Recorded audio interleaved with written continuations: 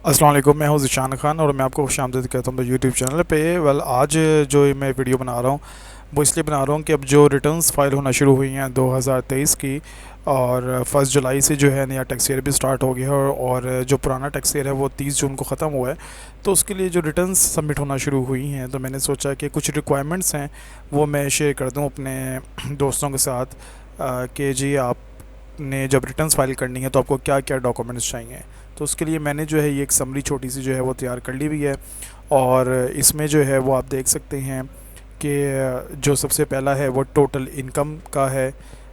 Total income में आपकी salary भी आ जाएगी अगर आप सैलरी पर्सन हैं, बिज़नेस हैं, फॉरेन रेमिटेंस आपकी आ जाएगी अगर बाहर से पैसे आ रहे हैं बैंक अकाउंट के अंदर, एग्रीकल्चर इनकम, प्रॉफिट और इन्वेस्टमेंट, यानी कोई भी जो आपने इनकम अर्न की है 1 जुलाई 2022 से 30 जून 2023 तक, तो वो सारी इनकम की डिटेल्स आपने जो हैं अपने कंसल्टेंट को देनी है।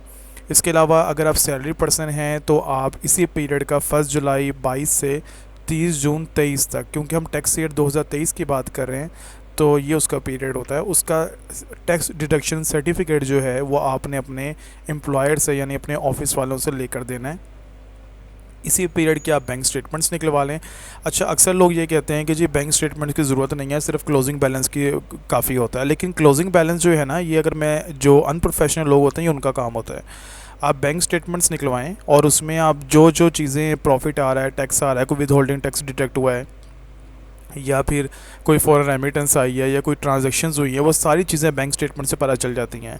इसलिए आपने अनप्रोफेशनल लोगों की बातों में नहीं आना, सिर्फ क्लोजिंग बैलेंस नहीं बताना, पूरी स्टेटमेंट लेकर देनी है। इसी तरह अगर आपके नेशनल सेविंग में प्रॉफिट हैं, पैसे जमा हुए हुए हैं, तो जी आपने वहाँ से प्रॉफिट और टैक्स डिडक्शन सर्टिफिकेट निकलवा लें इसी पीरियड का।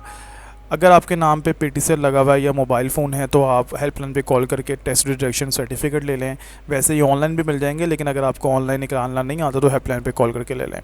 इसके अलावा अगर आपके नाम पे एसेट्स हैं तो वो डिटेल देनी है, लाइक प्लॉट, हाउस, कार वगैरह की क्या डिटेल है। अगर आपकी पहली रिटर्न है तो सारी डिटेल देंगे, अगर पुरानी रिटर्न चलती हुई आ रही है तो जो चेंजेस होंगी वो बता दीजिएगा।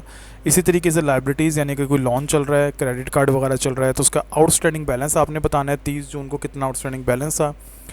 और इसके अलावा अगर आपके जो एक्सपेंसेस हैं, पर्सनल एक्सपेंसेस जो हैं, वो आपने डिटेल देनी है इसी पीरियड की।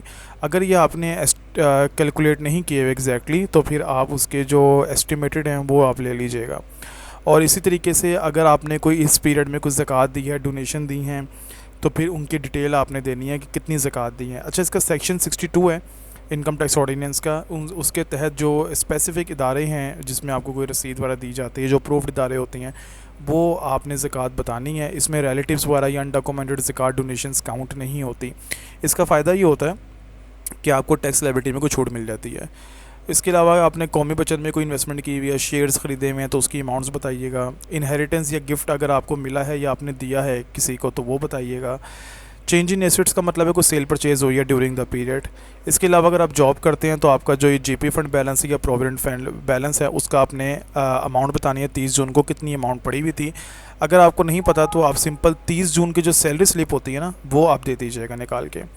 इसके अलावा जी अगर आपने कोई और डिटेल जो आप वेल्थ में लिखवाना चाहें, और कैश इन हैंड या प्राइस बॉन्ड्स या कोई पर्सनल आइटम्स या कोई सेविंग्स, ज्वेलरी वगैरह आपने कोई सेल परचेज़ किया ड्यूरिंग द पीरियड, आपने वो बताना है। और इसके अलावा अगर आप बिज़नेस पर्सन हैं तो फिर आपने बिज़नेस इनकम की डिटेल देनी है, फिर आपको सैलरी वगैरह या प्रोविडेंट फंड वगैरह की डिटेल देने की ज़रूरत नहीं है। ठीक है, आपने सिर्फ बिज़नेस इनकम की देनी है और बिज़नेस एक्सपेंसेस बताने हैं अगर आपने कोई सिंपल सा कोई प्रॉफिट एंड लॉस अकाउंट बनाया हुआ है तो। ठीक है, और इसके अलावा जी ये तमाम चीज़ें थी रिटर्न्स फाइल के हवाले से। अगर आप पहले से रजिस्टर्ड पर्सन हैं तो फिर आपने अपना यूज़र नेम यानी सीएनसी नंबर और आईआरएस का पासवर्ड देना है। और अगर आप फर्स्ट टाइम बनवा रहे हैं तो एनटीन बनाने के लिए आपको सीएनसी कॉपी चाहिए, मोबाइल नंबर चाहिए और एक्टिव ईमेल एड्रेस चाहिए ताकि आपकी रजिस्ट्रेशन हो सके, आपका एनटीन बन सके।